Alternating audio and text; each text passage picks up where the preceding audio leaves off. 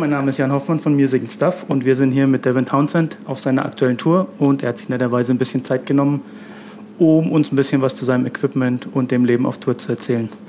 So, hi Devin, how are you? I'm good, thanks. Yeah, has the tour been good so far? Yeah, it's only been 4 shows. It's been really good, really good vibe. The other 2 bands, Periphery and Shining, are both exceptionally talented and really good people, and that combination is rare. Yeah. And you like being on tour in general, or is it more like... Sometimes. Okay. Sometimes. I mean, it's like anything. Sometimes you like doing things and then you get bored of it, and then you want to do it again. And I like doing a lot of different things for certain amounts of time and then shifting gears, but I'm still enjoying this. Yep. Okay, and as you said, you have very talented musicians in the other bands on this tour. Mm-hmm. Is it inspiring for you, and do you have time to watch them play? Yeah, I have time to watch them play. It's inspiring, I think, but not to do anything different than what my objective is, I guess. I think the most important thing about being a musician is to be able to be yourself, even when it's cooler to be something else, right? Yeah. And on this tour, you're focusing on the deltoid material? Or no, I actually decided to do a different thing with this tour. The last couple of tours, it was really focused on heavy and progressive and ziltoid and all this. And I decided just to play some songs on this tour. Play more songs that I like, songs that I enjoy. Because I rarely get a chance to do that. I feel like I'm always structuring the set around what people expect or what I assume people expect. Yeah. So for this one, I tried to bring it back more to why I do this in the first place, and I'm actually really enjoying it.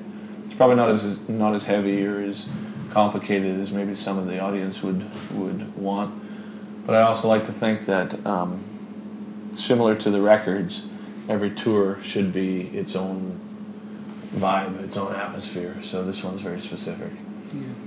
But you have done many albums during the last 20 years, mm-hmm. and you have a rich variety of songs you can choose from. Is it easy for you to choose which one you will play? No, it isn't easy, but I think it's not easy for a number of reasons. Number one, you've got so much material to choose from. There's the first obvious problem. But also you find as a performing musician, some songs you think are going to go over great live, and they just don't. Or like when you're recording a record, some songs really gel, they work really well, and other songs are just awkward. The same thing happens for live. And then there's going to be expectation from label and management and band for what the newest record is and what you should do in order to promote that. Then there's what the audience wants, and so really the bottom line is you can't please everybody, so you might as well just please yourself, so to speak. Yeah. But has the other musicians in your band, they had to learn new songs they've never played before for this tour? Yeah, so did I. I mean, a lot of times I'll record a song and never listen to it or play it again. So when it comes time to play it live, I'm just like, well, how the fuck did we do that? So.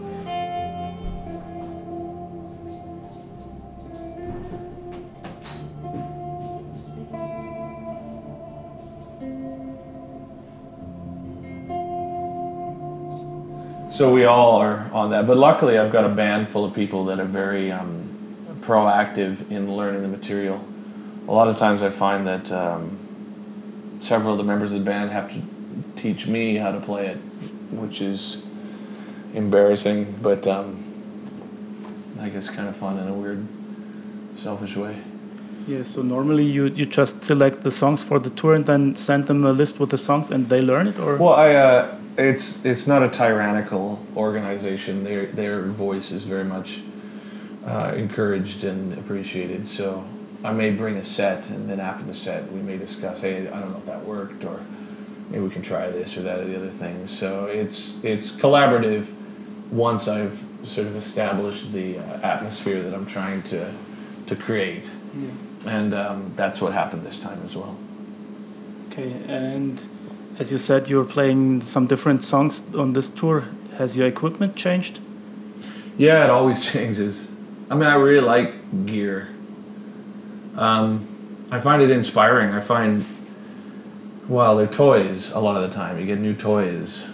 And I find that inspiring. So, like in America, Mesa Boogie sent me a great little amp, but we couldn't ship it. So Black Star sent this great little amp, and and then on the last tour I used a dual rectifier, and now I'm using Kemper, and Axe Effects I've used forever, and I will more than likely always continue to use it. But so this tour I've got Kemper and Axe Effects.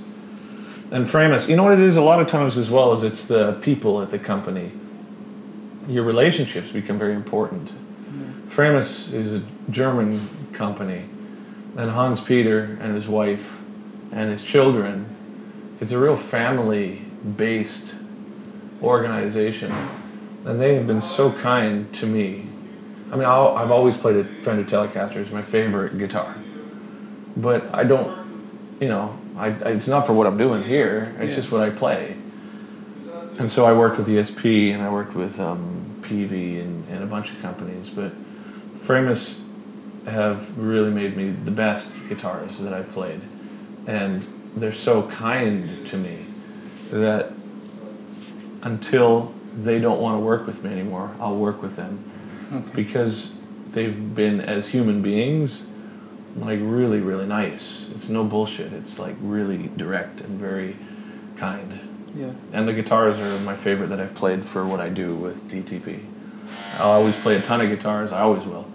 But for DTP, you know, Framus have sort of captured my mind. Yeah.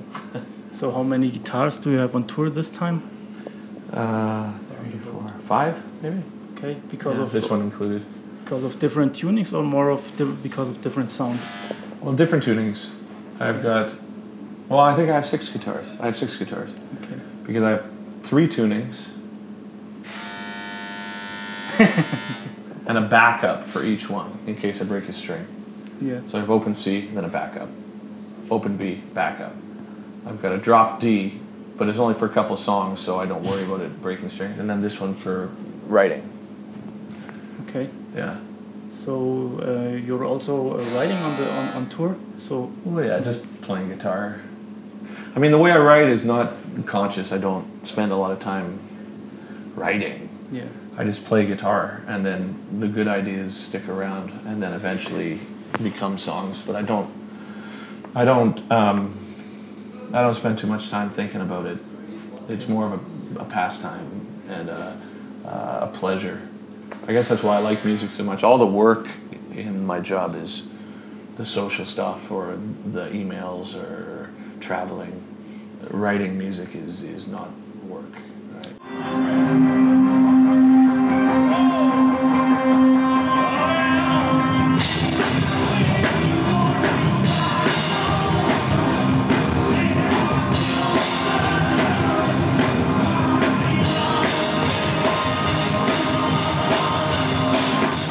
Do you already know in which direction your next album might be, or is it just... It's evolving, yeah. I think it's going to be very different from what I've done in the past. I'm very interested in certain concepts that life presents as, you know, as years change and time goes by. I've always been interested in, you know, the nature of emotions and humanity and spirit, and I mean, I really find that those sorts of topics vibrationally, emotionally, are really the only thing worth writing about. I'm not interested in writing about dragons or tits or anything. I mean, it's like, that's what I want to write about.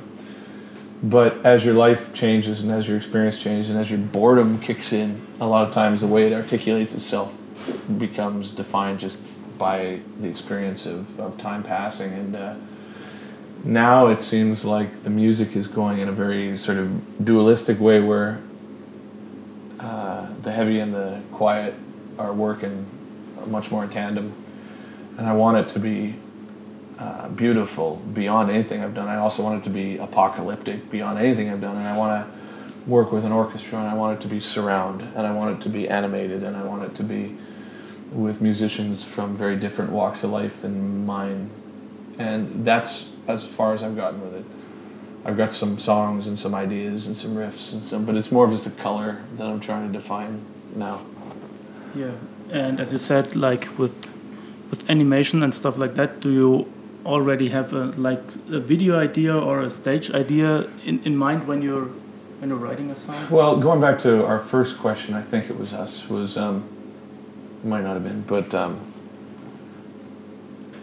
I prefer to let, it wasn't us actually, I prefer to let the people that I work with have free reign over their contributions as long as the parameters are defined right out of the gate. So, for example, I'll say, this piece of music here needs destructive images. Go. Yeah. Or this here needs beautiful images, but I don't want it to have anything to do with sexuality or sadism. That might be a parameter. Yeah. And then they just take it from there. And then that way it turns into what it's supposed to turn into, as opposed to me maniacally trying to control people. That just doesn't seem to result in anything but not being invited to the party. Yeah, but I guess when it comes to projects like the complete Ziltoid story, I think you might be more into it and in creating everything. Specific. Everything is project specific. Ziltoid, for example, it did work in the same way, but the story was more defined. So I would say to the animators or the people who built the set, I want it to be dark.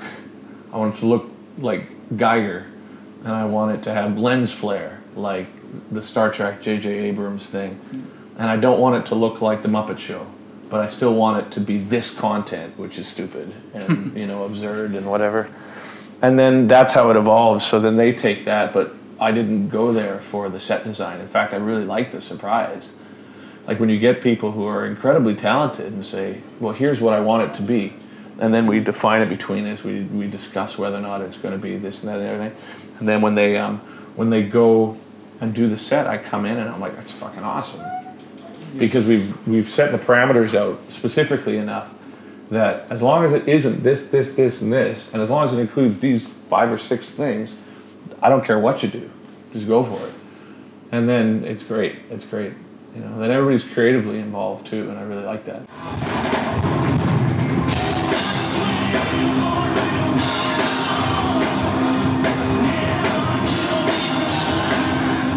Was it also this way when you did the Retinal Circus thing in London? Much, yeah. Because it was a very spectacular thing. Yeah, well, with Retinal, I knew what the objective was. I knew what the point I wanted to make with Retinal Circus is. It's about connection between humans and go. But with the amount of budget and time and things, the circus people end up interpreting the songs. I'm like, this song's about having a baby, and I want to have a huge vagina on stage. And they're left to figure out how to do that. And then I had people making puppets and props, and okay, I need a baby carriage for an alien, and we need big penis, big vagina, we need umbilical cords, we need beds, we need stilt walkers and all this stuff. And then the ideas make it refined. Dave and Mike helped with the script, and then we went through it. And then we basically handed it over to Paul Cullis, and he was like, okay, now I have to find ways to do all this stupid shit. Yeah. And then the circus people interpret it. But really, it's you can't do it on your own. You can't do any of this shit on your own. It's all about lighting the fire and then just standing back and seeing what color it turns into. But was it a kind of experience you would like to do again? Maybe not. I think we did it. Okay. It was pretty absurd. I think that it's like anything. It's like drugs or sex or violence or is it the thoughts that are crazy or whatever. It's like you never know how it's going to react to you until you try it. Sometimes if you're smart enough, you don't have to try it. But for the rest of us, keep trying things and seeing if it works or not. And Retinal's just another example of that. We tried it and it was really cool, and I think that the point got across, but fuck me, man, that was crazy. Yeah. Yeah, but when it's like a concert like today with a very, compared to the Retinal Circus, a very reduced show, do you like that the music is in the focus? For this tour, yeah. Yeah. So next tour might be completely different. Who knows? And are there any specific plans for the future you already have? Dinner. Okay, that's how far you are going. Well, I think that's the healthiest, because I have a real habit of obsessing over things. So if I plan too far in the future, I obsess about things that I have no need to obsess about. So I'm starting to try and train myself to think small steps, with a big goal, but small steps, right? Okay. Yeah, so dinner. Okay. Then maybe a show. Yeah. So I wish you a good luck. Thanks, for man. Dinner and the show. Thanks. And the rest of the tour. Thanks, buddy. So thank you very much Thanks for for your the time. interview. And yeah. Thank you. Have a good evening. Thank you.